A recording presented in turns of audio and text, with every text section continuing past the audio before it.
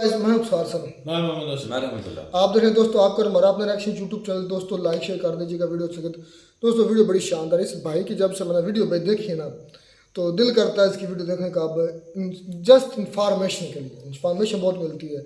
तो ये यूएस यानी अंकित सर यूएस रशिया वांस बाकी इसलिए भी ज़्यादा जी करता है कोई ये कंट्रोवर्शियल इतनी बात नहीं करते। कंट्रोवर्शियल होता है कोई इतना ज़्यादा ज़रूरत से लिमिट से क्रॉस नहीं करते, सिर्फ जस्ट नॉलेज देते हैं। तो यूएस रशिया वांस पाकिस्तान, तो ये मुद्दा देखते हैं क्या बना है पाकिस्तान के साथ, बेचारे के साथ। दोनों ने अफवान कर दिया, किस दोनों चक्कियों के दरमियान में पिसने जा रहा है पाकिस्तान। देखते हैं वीडियो, इस पर मज़ीद बात करते हैं।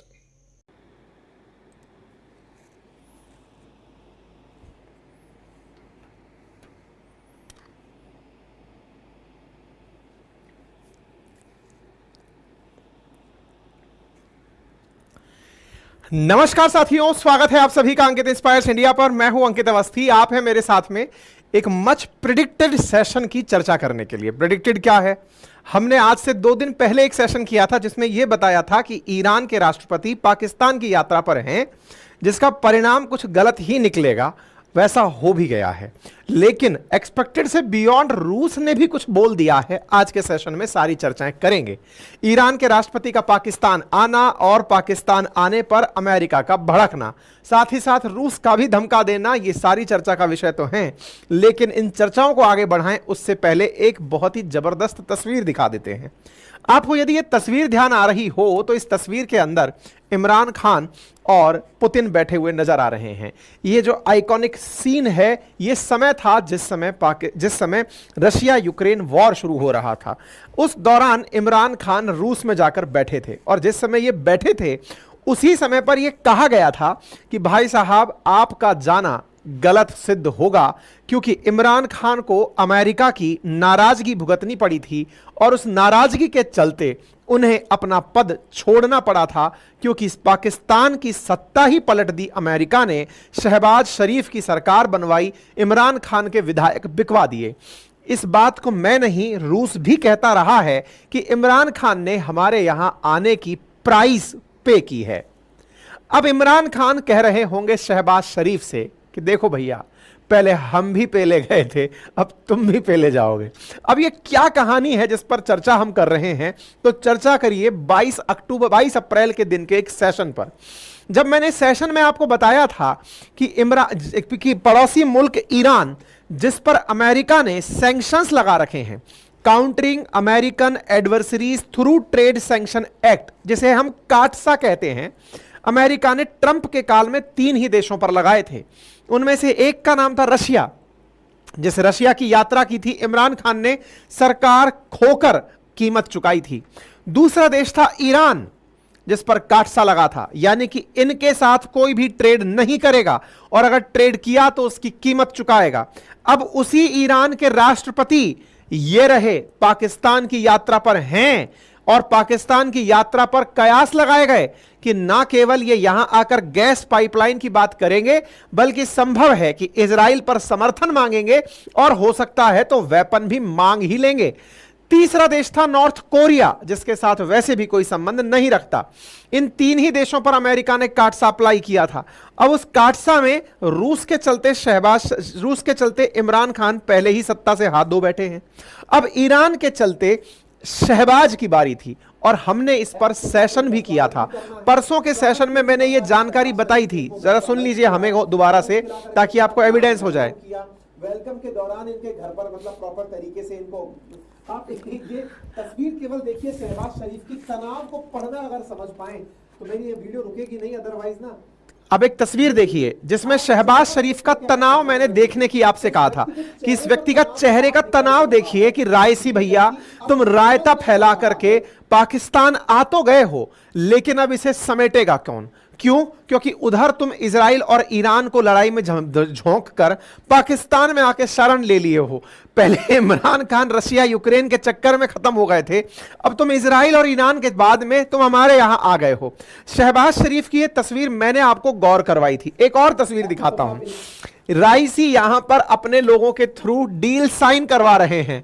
शहबाज शरीफ का चेहरा देख करके आप अंदाजा लगा सकते हैं, ये ताली बजा रहे हैं कि अंदर से घबरा रहे हैं कि भाई ये एमओयूज पर साइन तो हो रहे हैं, लेकिन चेहरा देखिए, देख करके अगर थोड़ा भी रीडिंग आप कर पा रहे हो तो समझ जाएंगे कि भाई साहब हाल इनके बुरे हैं। पाकिस्तान में ये डर है कि हमने कहीं इमरान खान वाली गलती कर दी तो अमेरिका बहुत खफा होगा। हो गया, बाइडेन भड़क गए। क्या भड़के, खबर देखिए। US warn Pakistan of doing trade with Iran amid president Raisi visit, we are going to continue disrupt, ऐसा अमेरिका ने पाकिस्तान को धमकाते हुए कहा है। We are going to continue to disrupt, US warn Pakistan of potential risk, US warn Pakistan of sanction risk for business deals with Iran. भाई साहब आज की भले ही ये सुर्खी हो, लेकिन अगर आपको हमारा 2 दिन पहले का सेशन ध्यान है, 22 तारीख का सेशन ध्यान है, तो मैंने इसी समय पर आपसे अनाउंसमेंट में कहा था, मैंने कहा भाई ये अनप्रेडिक्टेड मूव है, ईरान वाले आ तो गए हैं लेकिन पाकिस्तान वाले इसकी कीमत बहुत बुरी चुकाएंगे। अब वो खबर आज विस्तार से आप चर्चा करने वाले हैं। इसी बीच में रशिया का समझ में ही नहीं आ रहा है कि वो अचानक मेन स्ट्रीम मीडिया से गायब होने के कारण फ्रस्ट्रेट है या कोई और वजह है। रूस के पुतिन महाराज ने पाकिस्तानियों से चावल लेने पर बैन लगवा दिया कि तुमने यार गलती से कीड़े मकोड़े भेज दिए। अरे पाकिस्तानी तो पहले कीड़े मकोड़े थे, अब उस स्थिति में तुम ये भेज दिए हो, ये बात समझ से परे है। आज इस बारे पे भी चर्चा करेंगे, विषय पर विस्तार से चर्चा होगी, लेकिन पहले आपसे गुजारिश कर ली जाए, इनके हालात देख करके सेशन छोड़कर मत चले जाइएगा। ये तनाव में है लेकिन इनका तनाव समझिए, दर्द समझने से हो सकता है इनका कम हो जाए। फिलहाल के लिए आपसे रिक्वेस्ट कर लेते हैं, चैनल पर नए हैं तो सब्सक्राइब कर लीजिए, क्योंकि चैनल को सुनने वाले 40% से अधिक लोग ऐसे हैं जिन्होंने चैनल सुन तो रखा है लेकिन सब्सक्राइब नहीं किया हुआ है। इसका कोई चार्ज नहीं लगता। बाकी पढ़ने लिखने वाले लोगों को हमारे एप्लीकेशन अपनी पाठशाला पर राजस्थान प्रशासनिक सेवा परीक्षा के लिए फाउंडेशन बैच उपलब्ध है, जहां पर मेरी एथिक्स की क्लासेस चल रही हैं, और वो एथिक्स की क्लासेस इंडिविजुअली भी अगर आपको लेनी हो तो भी वो हमारे एप्लीकेशन पर उपलब्ध हैं, इंक्लूडिंग डेमो। आप जाकर उन्हें देख सकते हैं। साथ ही साथ अगर हिस्ट्री, ज्योग्राफी, पॉलिटी, इकोनॉमी का फाउंडेशन रिकॉर्डेड बैच चाहते हैं तो वो भी उपलब्ध है, और पुराने विद्यार्थी जो जीएस फाउंडेशन के हैं वो अपना कोर्स भी अपडेट कर सकते हैं, यानी कि सेशन को 1 साल और के लिए आगे बढ़ा सकते हैं। बाकी हमारे नोट्स भी हैंड रिटन उपलब्ध हैं। हां जी, तो राइसी और शहबाज शरीफ की तस्वीरों पर पुनः लौटते हैं। राइसी और शहबाज शरीफ की व्याख्या थोड़ा विस्तार से करते हैं।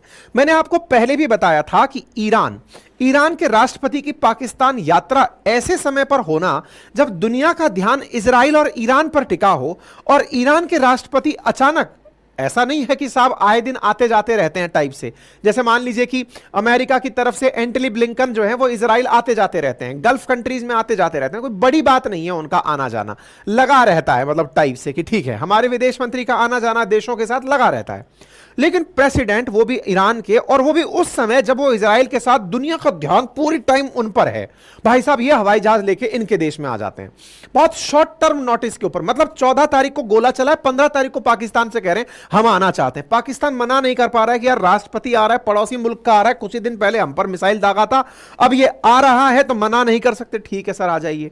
भाई साहब ये आ जाते हैं तो आप सोचकर देखिए कि दुनिया ने जो, या कहिए कि वेस्टर्न वर्ल्ड ने जो अभी तक गुस्सा इनसे अपने ऊपर कैरी किया था, ईरान पर नाराजगी चली रही है, इजराइल के साथ जो इनका चल रहा है उसके चलते ईरान पर सैंक्शन खेल रहे हैं सब लोग, और वो सैंक्शन वाला देश भाग करके पाकिस्तान चला आता है कि हम आपके पास मिलने आ रहे हैं। एक आध दिन के लिए नहीं, थोड़ा रेस्ट करेंगे, 3 दिन के लिए वहां आएंगे। ये घबरा गए कि भाई साहब पाकिस्तान पहले ही खस्ता हाल चल रहा है, तुम 3 दिन का हॉलिडे मनाने हमारे यहां आ जा रहे हो। हमें यह समझ नहीं आ रहा है कि गोला बरसाए हो तुम इजराइल में, रेस्ट करने आ रहे हो पाकिस्तान, रेस्ट इन पीस मत हो जाना, क्योंकि इजराइल ना सैटेलाइट से गोले मारता है। लेकिन यह भी दिमाग लगाए थे कि बेटा अगर पाकिस्तान में राइसी को कुछ भी हुआ तब तुम तो न्यूक्लियर स्टेट हो, कल को क्या पता इसी कारण परमाणु बम हमें दे दो कि चलो इजराइल पर फोड़ेंगे। सब कुछ दिमाग लगाकर ये आए। हालांकि पाकिस्तान की टेंशन कम नहीं थी। हमारी ब्रह्मोस ही जब इनके 150 किलोमीटर अंदर घुस के फट गई तो इजराइल वाले तो जो सैटेलाइट से लोगों को मारते हैं, भाई साहब इनका जो ईरान वालों का जो वैज्ञानिक था, जो परमाणु वैज्ञानिक था, उनको फकीरजादे को सैटेलाइट से मरवा दिया गया, ऐसी न्यूज निकल कर आती हैं। तो पाकिस्तानियों को भयंकर टेंशन हो गई। टेंशन का अंदाजा इस बात से लगाओ कि इन्होंने लाहौर और कराची में छुट्टी अनाउंस कर दी कि भाई कोई घर से बाहर नहीं निकलेगा राइसी जब सड़क पर रहेंगे। यानी कि सोचिए, एक देश का राष्ट्राध्यक्ष आया हुआ है, आप ऐसे समझिए कि कोई हमारे देश में आए और हम मुंबई की छुट्टी घोषित कर दें। मुंबई, इनके यहां पर लाहौर और कराची बिल्कुल वैसे ही जैसे दिल्ली मुंबई टाइप की जगह समझिए, या जिनको बहुत ज्यादा जहां इकोनॉमिक एक्टिविटीज होती है, थोड़ी बहुत भी अगर पाकिस्तान में होती है तो वो यही होती है। और ऐसी स्थिति में उन पर आप छुट्टी अनाउंस करा देते हो कि नहीं साहब कोई बाहर नहीं निकलेगा, रायसी सड़क पर रहेंगे, क्या पता कोई मार जाए। भाई साहब आप यहां पर देखें, रायसी पाकिस्तान में रहते हैं, पाकिस्तान में रहते हैं तो आप सड़कों का हाल देखें, पूरी तरह से सड़कें शांत हैं। यानी कि कुछ मतलब मैं तो कह रहा हूं परिंदा भी पर मारने से पहले घबरा रहा होगा। अब आप देखिए यहां पर रायसी का काफिला निकल रहा है। रायसी के काफिले में इतनी सारी गाड़ियां कि आप कंफ्यूज हो जाएंगे कि रायसी कौन सी गाड़ी में बैठे हैं। इतने सारे काफिले, साथ में एम्बुलेंस, बस, गाड़ियां। पाकिस्तान ने लग रहा है अपनी सारी कारें जितनी भी इनके पास में मतलब बड़े लोगों के काफिले के रूप में लगाए जाने लायक थी, वो सब इन्होंने इस काफिले के अंदर लगा दी। तस्वीरें देखें आप, ये काफिला केवल रायसी का चल रहा है। मतलब आप कंफ्यूज हो जाएंगे कि कौन से कॉन्वॉय के अंदर रायसी जा रहे हैं। साथ में सोचिए कि कहीं सैटेलाइट से कोई ना मार गिराए, तो भाई साहब हवा में हेलीकॉप्टर भी सुरक्षा में लगा हुआ है, ड्रोन भी सुरक्षा में उड़ रहे हैं। मैं हेलीकॉप्टर दिखाता हूं, ये भाई साहब हैं जो पड़ोस यात्रा के दौरान कैमरे से फोटो खींच रहे हैं। हवा में उड़ता हुआ हेलीकॉप्टर भी आपको दिख जाएगा, देखिए वो रहा। काफिले के ऊपर ऊपर हेलीकॉप्टर उड़ रहा है कि इनके ऊपर कोई गोला ना मार दे। चलिए साहब कोई बात नहीं।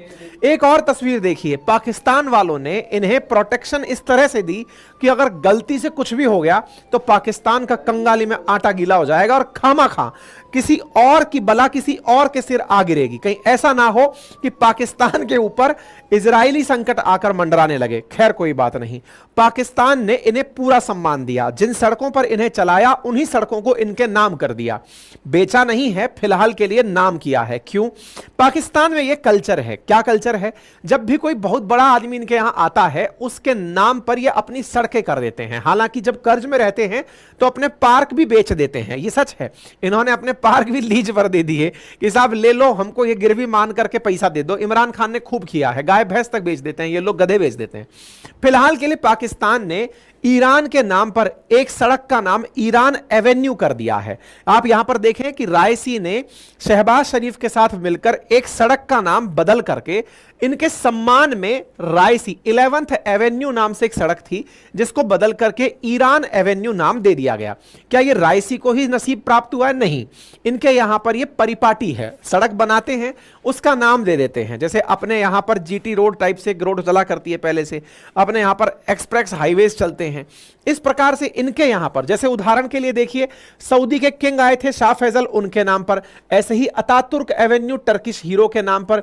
इसी प्रकार से चाइनीज लीडर जाओ एनलाई के नाम पर, इजिप्शियन प्रेसिडेंट्स गैमेल अब्देल के नाम, नसीर के नाम पर। ऐसे इन्होंने कई रोड्स पहले से ही लोगों के नाम पर की हुई हैं, तो इनके नाम भी कर दी। ये आदमी 3 दिन तक रायसी साहब यहां थे। आज जब अपन सेशन कर रहे हैं तभी ये थोड़ी देर पहले पाकिस्तान से निकल कर गए हैं। अब ये चेहरे पर जो मुस्कान है ये इस बात की है कि थैंक गॉड तुम सुरक्षित यहां से जा रहे हो। टेंशन दुनिया में करके हमारे पास चले आए थे, कहीं और दिक्कत हो ना हो, हमारे साथ अगर दिक्कत हो गई तो हम फंस जाएंगे, बुरे फंस जाएंगे। मतलब जबरदस्ती युद्ध हमारे घर में चला आएगा, भैया तुम सुरक्षित घर जाओ। तो रायसी साहब अब चले गए हैं, ठीक है। बाकायदा इन लोगों ने बैठकर एग्रीमेंट खेला, बीच में कुछ एमओयू वगैरह साइन हुए, डिसाइड हुआ कि हम लोग $10 बिलियन का ट्रेड करेंगे। बस यही लाइन जो है ना वो पाकिस्तान के लिए घातक सिद्ध हो गई। मैंने आपको शुरुआत में भी बताया, अगर कोई ईरान से ट्रेड करता है तो ईरान से ट्रेड करने की कीमत है ट्रेड एग्रीमेंट पर लगा बैन। अमेरिका ने ईरान से ट्रेड पर काट सा लगा रखा है। मैंने पहले भी बोला, countering American adversaries through trade sanction. कोई ट्रेड नहीं करेगा। इन्होंने ईरान से ट्रेड करने की कसमें खा ली। $10 बिलियन का ट्रेड करेंगे, व्यापार करेंगे। कुछ सामान हम आपको बेचेंगे, कुछ हम आपको बेचेंगे, आपस में एक दूसरे के साथ में आदान प्रदान करेंगे। जो $2 बिलियन का एक दूसरे के साथ अभी व्यापार हो रहा है, इसे बढ़ाकर $10 बिलियन तक लेके जाएंगे। 5 गुना हम व्यापार को बढ़ाएंगे। यही वो मुसीबत थी जो पाकिस्तान ने जबरदस्ती मोल ले ली, क्योंकि इस दौर में जब पूरी तरह से ईरान के साथ कोई भी व्यापार करने से हिचक रहा है, पाकिस्तान निकलकर आता है और कहता है कि सर कोई बात नहीं, हम इकोनॉमिक, पॉलिटिकल, कल्चरल फील्ड में आपके साथ आगे बढ़ेंगे और $10 बिलियन का सालाना व्यापार को बढ़ावा देंगे, इस दिशा में हम काम करेंगे। यह लाइन बोलते ही अमेरिका को भड़कना तय था। आप देखें, इन्होंने अपनी तरफ से प्रॉपर तरीके से कहा हम व्यापार करेंगे, जल्दी ही FTA लेकर आएंगे, बायलैटरल पॉलिटिकल कंसल्टेशन करेंगे, जॉइंट बिजनेस ट्रेड कमेटी का गठन करेंगे और आपस में हर साल मिलेंगे। इस प्रकार की अच्छी अच्छी गुड़ी गुड़ी सी बातें इन्होंने कर ली। इसी बीच में जो मैंने आपको परसों बताया था क्या कि Iran Pakistan gas project line, इसके लिए भी बातचीत हुई कि हम अपने ट्रेड को इसके माध्यम से अगले 5 साल में और बढ़ावा देंगे। यानी कि जो गैस खरीदने से डर रहा था पाकिस्तान कि ईरान से अगर गैस खरीदी जाए तो क्या पता अमेरिका भड़क जाए, इन्होंने फिर से उस बात को दोहरा दिया कि भाई एग्रीमेंट किया हुआ है, अगर तुम गैस नहीं खरीदे तो हो सकता है तुम्हारे ऊपर ट्रेड का नुकसान हो जाए। कोई बात नहीं, सब सारी बातें हो जाती हैं। यहां पर रायसी साहब पाकिस्तान को मंच के रूप में उपयोग में लेते हुए एक बड़ा स्ट्रैटेजिक मूव खेल जाते हैं और क्या कह जाते हैं, यहां से अनाउंस करते हैं कि हम ईरान की तरफ से पाकिस्तान की सरजमी पर खड़े होकर इजराइल को एक मैसेज देते हैं कि अगर किसी भी प्रकार से जियोनिस्ट रिजीम ने, जियोनिस्ट बोले तो इजराइल को, ये इजराइल नाम ही नहीं लेते, उसको जियोनिस्ट कहते हैं, जियोनिस्ट स्टेट कहते हैं, अगर कोई भी उन्होंने ईरान के खिलाफ फुलिश एक्टिविटी यानी कि बेवकूफी भरा कदम उठाया तो इस धरती पर कोई भी जियोनिस्ट स्टेट नहीं बचेगा। ईरान ने पाकिस्तान की सरजमी पर खड़े होकर यह अनाउंसमेंट करते हुए एक प्रकार से बिना कहे पाकिस्तान का समर्थन प्राप्त कर लिया। मतलब यह कहा जा सकता है कि अब इजराइल बैठ करके यही सोच रहा होगा कि भाई अभी तक हमारी दुश्मनी पाकिस्तान ईरान के साथ ही थी, तुम खामखा हमारे साथ लपेटे में आ गए, अब चने के साथ घुन भी पिसेगा और तुम्हारा तो चूर्ण बनना तय है। मतलब अब स्थिति यह है कि रायसी ने मंच का उपयोग पाकिस्तान का कर लिया। पाकिस्तान भी इजराइल की खिलाफत करता है लेकिन कभी भी आतंक को इजराइल में बढ़ावा नहीं दिया, लेकिन ईरान तो हिजबुल्लाह हो या हमास हो या फिर हुतिये हो, उनके माध्यम से आतंकी हमले करवाता रहा है, इजराइल के ऊपर हमले करवाता रहा है। ऐसी स्थिति में अब पाकिस्तान के जमे से इनके द्वारा यह बोलना, और विशेष रूप से तब बोलना जब 8 साल बाद कोई ईरानियन प्रेसिडेंट पाकिस्तान गया हो, ऐसे समय पर यह न्यूज थोड़ी बड़ी कहलाती है कि भाई हम इजराइल वाले, हम पाकिस्तान की जमीन से ईरान वाले धमकी दे रहे हैं, इसका मतलब ज्वाइंट चीज मानी जाएगी। तो इजराइल क्या करेगा वो आने वाला समय बताएगा, लेकिन यह ध्यान रखिएगा कि इजराइल वाकई में, इजराइल मानिए या ना मानिए, उसे अमेरिका जरूर मान लीजिए, क्योंकि इजराइल जिस प्रकार से चाइना ने नॉर्थ कोरिया को अपना माउथपीस बनाया हुआ है, ऐसे ही मिडिल ईस्ट के अंदर अमेरिका ने इजराइल को अपना माउथपीस बनाया हुआ है कि बेटा दुनिया को अगर यह धमका के रखना है कि अमेरिका कितना पावरफुल है, तो बस इतना सा समझ लो कि एक छोटू सा देश जिसमें भी 1 करोड़ की आबादी भी नहीं रहती है, उससे तो तुम सारे गल्फ कंट्री मिलकर नहीं निपट पा रहे हो, तो अमेरिका से क्या निपटोगे। मतलब जिस प्रकार से सागर का पानी खारा है या नहीं, इसे जांचने के लिए पूरा समुंदर पीने की जरूरत नहीं है, पानी चखकर पता लगा लो कि पानी खारा है, ऐसे ही अमेरिका कितना पावरफुल है नापने की जरूरत नहीं है। इजराइल से निपट लो, अगर इससे निपट लिए तो हमारे बारे में सोचना। यह अमेरिका ने एक तरीके से टोकन बना रखा है इजराइल को, और उस इजराइल को धमकी दे रहे हैं ईरान बैठ करके पाकिस्तान में। तो आप सोचकर देखिए कि सीधी अमेरिका को चुनौती नहीं है तो क्या है। दोनों लोग मिलकर के बात करते हैं कि यूनाइटेड नेशन सिक्योरिटी काउंसिल में हम इजराइल के खिलाफ एक्शन लेने की बात करेंगे, और साथ में यह भी अपनी तरफ से धमकी दे गए कि हम पाकिस्तान वाले और ईरान वाले साफ मिलकर यूनाइटेड नेशन सिक्योरिटी काउंसिल से कहते हैं कि इनके खिलाफ कोई सख्त कार्रवाई की जाए इजराइल वालों के खिलाफ। और ऐसा कह करके ये धन्यवाद पाकिस्तान कह के अपना हवाई जहाज पकड़ के निकल लिए। अब भाई साहब अमेरिका क्या किया, जिस दौरान ये यहां थे उस दौरान कुछ पत्रकार विदेशी मंत्रालय से पूछ रहे थे कि सर जी कह रहे हैं कि पाकिस्तान वाले अपनी तरफ से कि वो आप ईरान के साथ ट्रेड डील में या गैस पाइपलाइन के लिए काम करते समय उन्हें अमेरिका से परमिशन लेने की जरूरत नहीं पड़ेगी, क्या यह सच है क्या है? ये क्या था असल मायने में पाकिस्तानियों ने, क्योंकि शेखी भगारना इनकी आदत में है, इन्होंने कहा ईरान के साथ गैस पाइपलाइन का सौदा अगर हमें आगे बढ़ाना है तो हमें पाकिस्तान के नाम पर अमेरिका से परमिशन लेने की कोई जरूरत नहीं है। पाकिस्तानी बोल तो दिए लेकिन समेट नहीं पाए। अरे महाराज, भारत भी ईरान के साथ चाबहार पोर्ट पर काम कर रहा था, लेकिन जब अमेरिका पाबंदी लगाया कि उससे कोई ट्रेड नहीं करेगा, इंडिया ने ईरान के साथ ट्रेड रोका। तभी जाकर के इंडिया ने अमेरिका को काउंटर किया कि देखो तुम्हारे कहने पर हमने ईरान से ट्रेड रोक दिया है, लेकिन रूस से ट्रेड हम जारी रखेंगे क्योंकि हमारी वो जरूरत है।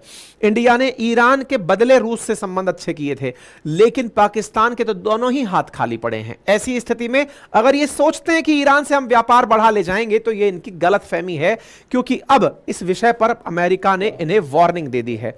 वार्निंग देते समय इनके विदेश मंत्रालय के प्रवक्ता की तरफ से साफ कहा गया है कि अमेरिकी सैंक्शंस को वैल्यू दिया जाना जरूरी है। यानी यह समझिए कि अमेरिका अगर किसी पर सैंक्शन लगाता है तो उसे दुनिया के देश वैल्यू दे, ऐसा इन्होंने अपनी तरफ से कहा है। यानी यूनाइटेड स्टेट ने कहा है कि sanctions are merely meant to deter. बोले अब पाकिस्तानी लोग कह रहे हैं कि हमें इससे कोई खास फर्क नहीं पड़ेगा, लेकिन अमेरिका ने कहा कि नहीं, अगर हमने किसी पर सैंक्शन लगा रखे हैं तो उस पर ध्यान देने की जरूरत है।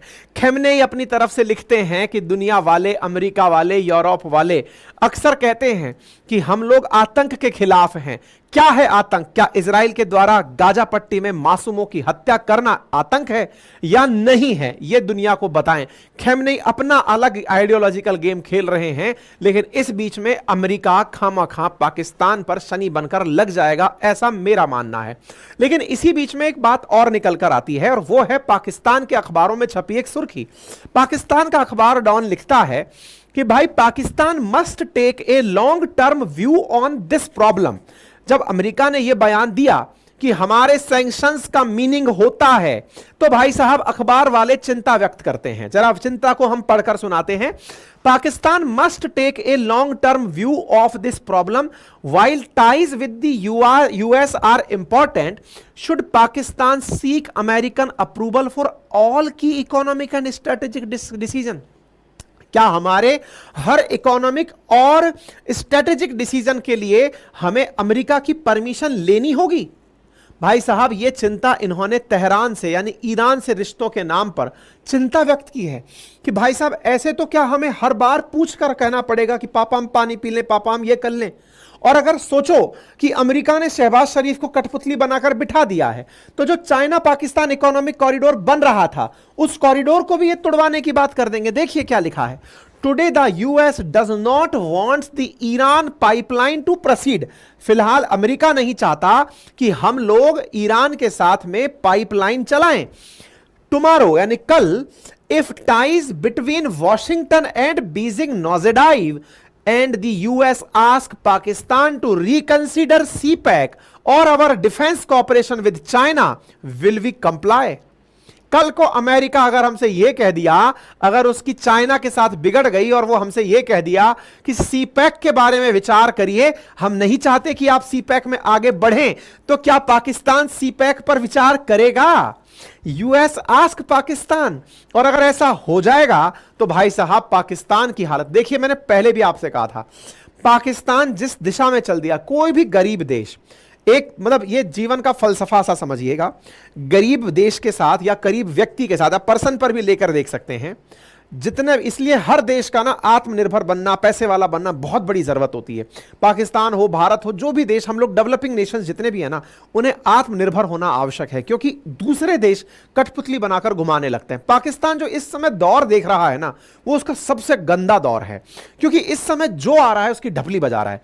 उधर से अमेरिका कह रहा है ऐसा करो, चाइना कह रहा है ऐसा करो, रशिया कह रहा है ऐसा करो, इंडिया वाले कह ही नहीं रहे, बस कर दे रहे हैं। तो ऐसी स्थिति में पाकिस्तान की हालत हो रखे एकदम खराब। अब ऐसी स्थिति में यहां के खुद चिंतक विचार करने लग रहे हैं कि भाई ये हो क्या रहा है, हमारी कोई वैल्यू भी है कि नहीं है। ऐसी स्थिति में ईरान वाले भी बैठकर यहां से धमका रहे हैं कि कोई भी दुनिया की ऐसी ताकत नहीं है जो ईरान और पाकिस्तान के रिश्ते तोड़वा दे। अरे भाई साहब, आपके रिश्ते ज्यादा पुराने नहीं हैं, आपके रिश्ते पहले अच्छे थे, फिर टूट गए, क्योंकि पाकिस्तान ने तालिबानियों का समर्थन किया जो तुम्हारे समर्थन में नहीं थे, ये शियाओं को मरवाना शुरू किए जो तुम्हारे समर्थन में नहीं थे, तुम्हारे रिश्ते टूट गए। तुम लोगों को मारने के लिए, तुम्हारे रिश्ते तोड़ने के लिए किसी तीसरी ताकत की जरूरत है ही नहीं, तुम लोग आपस में लड़ झगड़ के मरते हो। जिस पाकिस्तान तालिबान ने अफगानिस्तान के अंदर अमेरिका को भगाने में तालिबान की मदद की हो, वही तालिबान घुस करके अब पाकिस्तानियों को मारता है तहरीके तालिबान के नाम से।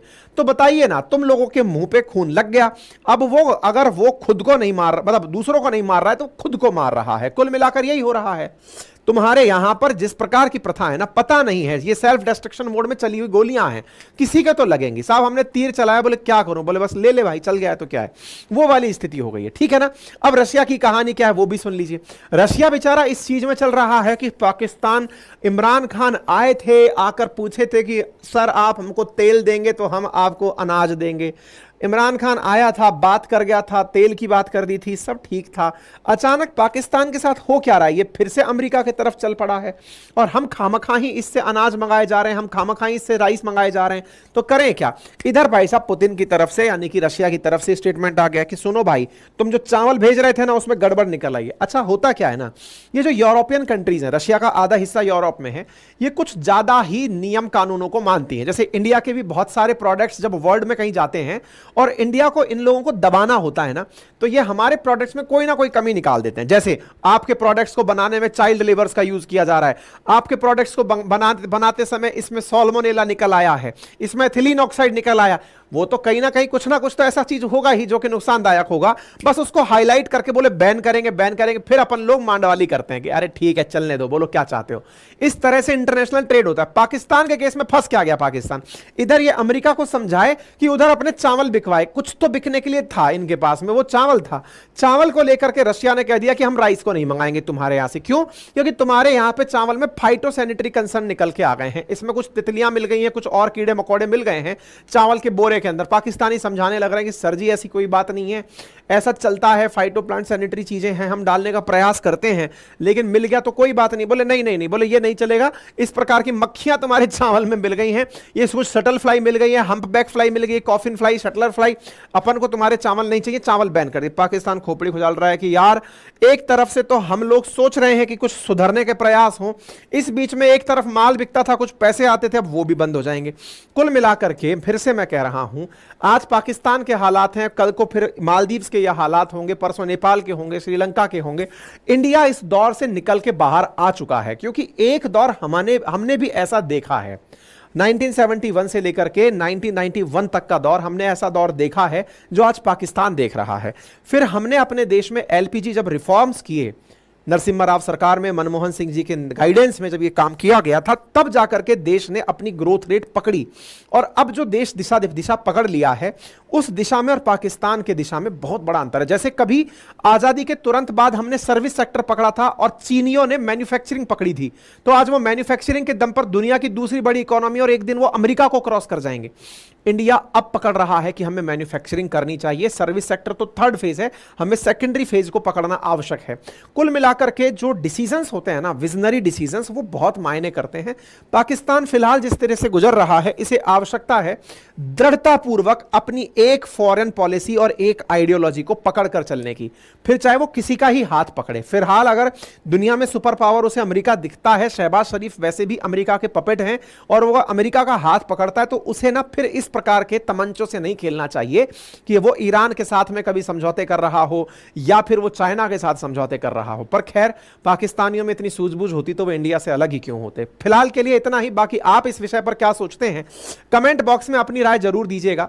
बाकी चैनल पर नए हैं तो सब्सक्राइब जरूर कर लीजिएगा ताकि नोटिफिकेशंस आते रहें। ईरान एवेन्यू कर दिया है। आप यहां पर देखें कि रायसी ने शहबाज शरीफ के साथ मिलकर एक सड़क का नाम बदल करके इनके सम्मान में रायसी 11th एवेन्यू नाम से एक सड़क थी। तो जी दोस्तों, वीडियो होगी ख़त्म। तो दोस्तों, जैसा कि आपने वीडियो देखी, बड़ी मैं पहले भी कई मरतबा इस की तारीफ कर चुका हूँ, अंकित सर की।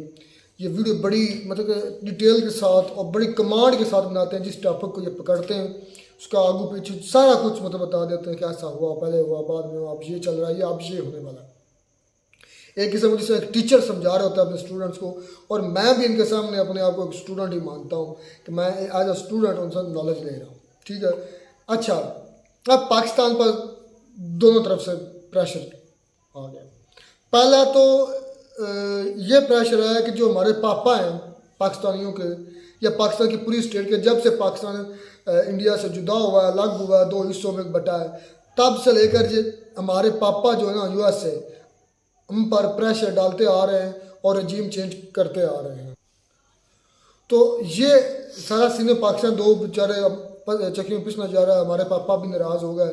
हमारे पापा के नाराज़ होने की वजह से हमारे इमरान खान आज जेल में, क्योंकि उस वक्त इमरान खान गए हुए थे प्यूटन यानी कि रशिया ने खुद एक्सेप्ट किया था कि जो इमरान खान हमारे यहाँ आने के जो गुनाह की सज़ा भुगत रहा है।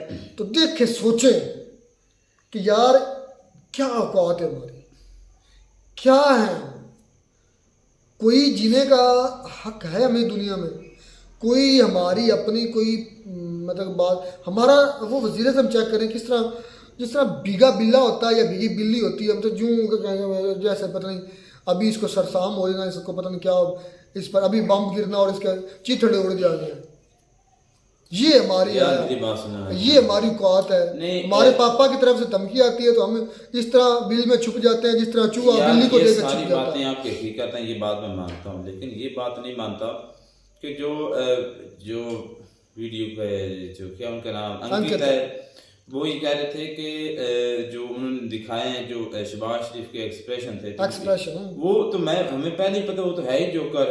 वो तो ऐसी बातें करता है जो बातें नहीं भी करनी, यानी जो ऐसे एग्जांपल देता है जो खुद आती भी नहीं होती। ये जो कह रहे हैं प्रेशर जरूर है पाकिस्तान पर, लेकिन ये प्रेशर की वजह से जो उनके एक्सप्रेशन थे ये वो नहीं, ये वो है ये। अच्छा, इस पर एक सवाल ये है, यूएस ने वार्न कर दिया कि हम पाकिस्तान पर सैंक्शन है, घर बाद नॉर्थ कोरिया पर सैंक्शन है, उसके बाद रशिया पर सैंक्शन है, उसके बाद ईरान पर सैंक्शन है, मतलब उनके साथ जो भी ट्रेड करेगा उन पर सैंक्शन लगेगा। ठीक है, ये इंडिया पर सैंक्शन यूएस क्यों नहीं लगाता, क्यों नहीं वार्न करता? और ये बात क्योंकि इंडिया अपने घर का खाता है यार, यूएस से भी तो उनसे लेकर नहीं खाता, रशिया भी तो अपने घर के खाता है यार। रशिया पर सैंक्शन लगी है, लेकिन ये भी कहा गया कि जो रशिया के साथ ट्रेड लेन देन करेगा उन पर भी सैंक्शन लगेंगे। इंडिया एक और चीज़ है, पाकिस्तान एक और चीज़ है। इंडिया एक आज़ाद स्टेट है, इंडिया एक खुद मुख्तार स्टेट है, इंडिया एक शान शौकत इज्जत अजमत वाली स्टेट है यार। आप क्या है, आपके हैं वो पापा या कह लें आपके हैं मालिक मुख्तार, आपके हैं वो क्या कहते हैं, एक मज़ारा होता है कम्मी, आप उनके कम्मी हैं और वो आपके मालिक हैं, आपके चौधरी हैं। और देखें वही काम ईरान के साथ इंडिया नहीं ट्रेड कर रहा, 4 बार पर कितनी इंडिया इन्वेस्टमेंट कर रहा है, खुद डायरेक्ट इंडिया इन्वेस्टमेंट कर रहा है।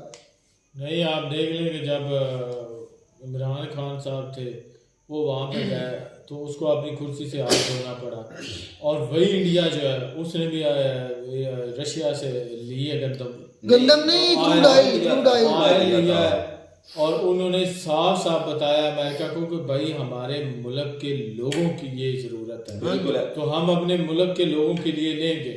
तो उस पे उसने एक सैंक्शन भी नहीं लगाया, वार्न भी नहीं किया, बोला भी नहीं, भौंका भी नहीं। अपने कह लें कि पाँव पे खड़े काबिलियत है उनमें, वो इस एबल है कि जो यूएसए है जो आजकल पाकिस्तान का आजकल क्या शुरू से पाकिस्तान का पापा बना हुआ है, तो आज वो बना हुआ क्या है पापा वार्न कर रहा है पाकिस्तान को, भाई हम आपको पे सैंक्शन लगा दें। मुझे इस बात पे हैरत होती है कि आज तक ईरान को भी पाकिस्तान का दौरा करना याद नहीं रहा। जब उन्होंने मिसाइल ठोके हैं उधर इजराइल में, तब वो अगले दिन बोलते हैं कि हम आपकी तरफ आ रहे हैं। अकेले नहीं चाहते, वो चाहते हैं कि हम पे जो सैंक्शंस लगी हैं उसका कुछ हिस्सा जो नहीं, आप गलत कह रहे हैं, उन्होंने बिल्कुल सही किया। सही किस लिहाज से कर दिया, पहले सोए हुए थे, पहले इतना टाइम असलम भाई मैं बताता हूँ असलम भाई, ये पहले से तय था, प्लान था। जिस तरह पाकिस्तान के इमरान खान के पीएम का विजिट तय था रशिया में, ये भी तय था। खुद ईरान के जो फॉरेन मिनिस्टर थे वो पाकिस्तान में आए थे और उन्होंने कहा था कि फलां महीने में उन्होंने विजिट करना है, आप तैयार रहिएगा। ये सबसे पहले प्लान था, लेकिन बाद में ये सारा इजराइल और ईरान का जब एम्बेसडर को निकाला गया था ना, तो दोनों हमारी कंट्री पाकिस्तान का जो फॉरेन मिनिस्टर है और ईरान का, ये आया था दोनों कंट्रियों में, पाकिस्तान का ईरान में गया था और ईरान का पाकिस्तान में आया था फॉरेन मिनिस्टर। तो ये उस वक्त से तय यार। सबसे अहम बात ये है कि पाकिस्तान चेक करें कि रशिया से लेता है, ईरान से लेता है, तो वार्न किया जाता है या सैंक्शन लगा दिए जाएंगे। तो इंडिया वही इंडिया हमारा पड़ोसी मुल्क है, वही इंडिया ले भी रहा है तो आंखें भी दिखा रहा है, चल अपने घर में बिल्कुल सही किया सुकून से बैठ। यार। वो जब दूसरे मतलब मकसद ये, अगर इसको एक्सप्रेशन से समझाया जाए तो ये कहना है इंडिया का यूएसए को चले अपने काम से काम रख। यार जब सीए जो एक्ट था इनका, जो अभी सिटीजनशिप एक्ट जो था जिसमें मुख्तलिफ जो सीए, हाँ सॉरी सीए, तो सिटीजनशिप अमेंडमेंट एक्ट, तो उसमें भी उसने थोड़ी सी मतलब कि ना अपनी मुदाखलत की थी, बोले था। हाँ तो उसने खरी खरी सुनाई थी उन्होंने। बिल्कुल उन्होंने कहा ये हमारा इंटरनल मामला, अपनी औकात में रहो। सही किया था। और देखिए कि ये हिम्मत की भाई पावर वो की बात आजाद है। हैं, वो गुलाम नहीं है यूएसए के, ना यूएसए से लेकर खाते हैं। आप यूएसए से लेकर खाते रहे हैं, खाते हैं और खाते रहेंगे। यार मेरी बात सुनो कि यकीन जाने, देखें कि जो इस वक्त ईरान, शर्म आती है। मैं इसलिए कहता हूँ मुझे पाकिस्तान होने पर शर्मिंदगी महसूस होती है। तुम्हें होता फकरत होता रहा, जिनकी अपनी कोई बात नहीं, अपनी जिंदगी नहीं, अपने फैसले नहीं, मट्टी डालनी है ऐसे। भाई भी कह रहे थे कि जब जो है इमरान खान वो गया था तो उसका जो है, हालांकि रशिया ने भी कहा था, बकायदा उन्होंने स्टेटमेंट दी थी कि अब इसका आपको खमियाजा भुगतना होगा आपने, क्योंकि अपने बादशाह के खिलाफ गए तो उसको अपनी कुर्सी से हाथ धोना पड़ा। अब वही कह रहे हैं, अंकित भाई भी कह रहे हैं कि भाई अब शहबाज शरीफ की बारी है। ख्वाजा आसिफ ने एक्सप्रेशन बता रहे हैं, ख्वाजा आसिफ ने आज स्टेटमेंट दिया, यूएसए इजराइल पर सैंक्शन नहीं लगाता, मतलब पाकिस्तान पर सैंक्शन की बात हो रही है ना, तो इजराइल पर सैंक्शन नहीं लगाता। शर्मा वाला सवाल किया है। अल्लाह के बंदे इंडिया तरह बनो। अच्छा एक बात यहाँ पे अंकित सर ने की है, उसने कहा है कि भाई आपके जितने भी मुसलमान कंट्री हैं वो इजराइल का कुछ नहीं बिगाड़ सकते, तो यूएसए का क्या बिगाड़ेंगे? सच किस बात का, सच कैसे? तो भाई सारा कुछ तो कारी अमेरिका है, इजराइल अकेला है। इजराइल का आपको लगता है इजराइल अकेला है? पूरी नेटो फोर्सेस उसके साथ है, उसका बाप जो अमेरिका है वो उसके साथ है। वो तो आपका भी बाप है, पाकिस्तानियों का भाई होगा। मैं ये नहीं कह रहा कि इसका मतलब इजराइल और पाकिस्तान भाई भाई दोनों का बाप एक है। इजराइल का भी बाप यूएसए है, पाकिस्तान का बाप भी यूएसए है। वो ये तो भाई भाई निकला है। जो खुद इजराइल को सपोर्ट करता है वो किसी दूसरे कंट्री पे कैसे सैंक्शन? मतलब भाई यूं तो हम भाई भाई निकला है। टेररिस्ट कंट्री है एक अमेरिका, जहां मर्जी उसका मुंह उठा के घुस जाता है। इजराइल और यूएसए सबसे बड़ा दहशतगर्द ये खुद अमेरिका है भाई, जो दूसरों पे सैंक्शन लगा रहा है। हम तो भाई भाई निकला है भाई इजराइलियों यार को। क्या बातें, सच है। यहाँ पे मैं अंकल सर को ये जरूर कहूंगा कि भाई सारे इस्लामी मुल्क ठीक है इकट्ठे भी हो जाए ना, तो जितनी सपोर्ट अमेरिका कर रहा है ना, नेटो फोर्सेस कर रही है ना, सारा वेस्ट कर रहा है ना, अकेला इजराइल नहीं है, उसके साथ अमेरिका है, उसके साथ सारा वेस्ट है।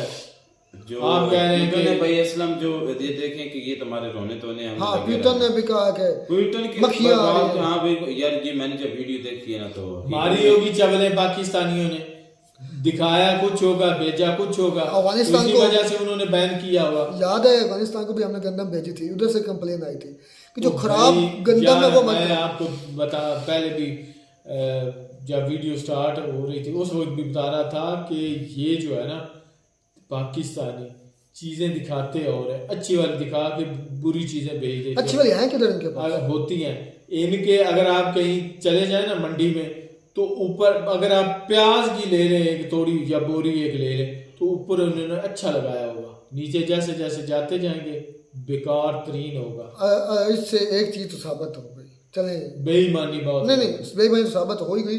ये साबित होगा कि पाकिस्तान एक्सपोर्ट कुछ कर रहा है। यार करता है ये, हमें कुछ पता, हम सर्च नहीं करते, ये हमें पता नहीं है। इसका मतलब ये नहीं कि पाकिस्तान कुछ एक्सपोर्ट नहीं करता, ये गलत बात है। लेकिन वो भी 2 नंबरी कर रहा है ऐसी एक्सपोर्ट पे जिस पे आगे से लितर ऐसा। हाँ ये गलत है, ये धोखा नहीं करना चाहिए, बंद। चलें जी, खैर शानदार थी वीडियो। पाकिस्तान की बेईमानी भी सामने आई और पाकिस्तान अब और ज़्यादा संकट में, जो छुट्टी पूरी कर दी गई थी डर से कहीं इजराइल सैटेलाइट से ना बॉम्ब वगैरह मार दे। उसको प्रोटोकॉल दिया गया, उसका वो मेहमान, ये प्रोटोकॉल होता है, प्रोटोकॉल था, बिल्कुल अल्लाह के प्रोटोकॉल था। बंदे, डर होता है इससे। अच्छा जब हमारे भाई इतना भी नहीं है कि इजराइल सैटेलाइट से पाकिस्तान पे हमला कर देगा, ये ईरान थोड़ी है, कर देगा, ये ईरान थोड़ी है जहाँ पे आए रोज वो ठोक देता है। करके तो देखे मैं बताता हूँ वो क्या है। आगे एक वीडियो आ रही है जिसमें इजराइल और इंडिया मिलकर पाकिस्तान के न्यूक्लियर वेपन पर हमला करने वाले थे। सीआई की तरफ से, यूएस से जो इजराइल का पापा था उनकी कॉल आई थी कि वापस आ जाओ। तो क्यों सुनी उनकी आगे तो पापा ना है इजराइल पापा उनका भी होगा, उनका भी पापा है, उनका कौन सा गॉडफादर है। मैं फिर बताऊंगा कैसे फिर इजराइल आपके अंदर काम करता है। ये पूरी आप ऐसे ही छोड़ देते हैं कि जैसे ये वियतनाम है कंट्री कोई, या कोई अफ्रीका का एक मुल्क है, या ईरान है जहाँ पे दिल किया जो मर्जी अटैक कर दिया, जो मर्जी उनका साइंसदान मार दिया, उनका जर्नल मार दिया। भाई आपको पता होना चाहिए कि जो ईरान और पाकिस्तान की ट्रेड होती है $2 बिलियन की होती है और इसको $10 बिलियन तक लेकर जाना है। तो ये आर्मी चीफ ने उनके साथ वादा किया है। और आपको पता है कि असल हैंडल हमारे कौन, आर्मी। अगर आर्मी ने कहा है तो वो करके दिखाएगी। यूएस से भौंकता है का आपको करके आर्मी को दिखाएगी। वक्त तुम्हें साबित करेगा कि ये होगा क्या पाकिस्तान के साथ, कितने मुश्किल हालात आने वाले हैं। खैर करे सही यूएस से ईरान के साथ करे सही सारा कुछ, फिर मैं बताऊंगा फिर पापा आपका पाकिस्तान को क्या करता है। मिलता है वीडियो में नाटक साथ।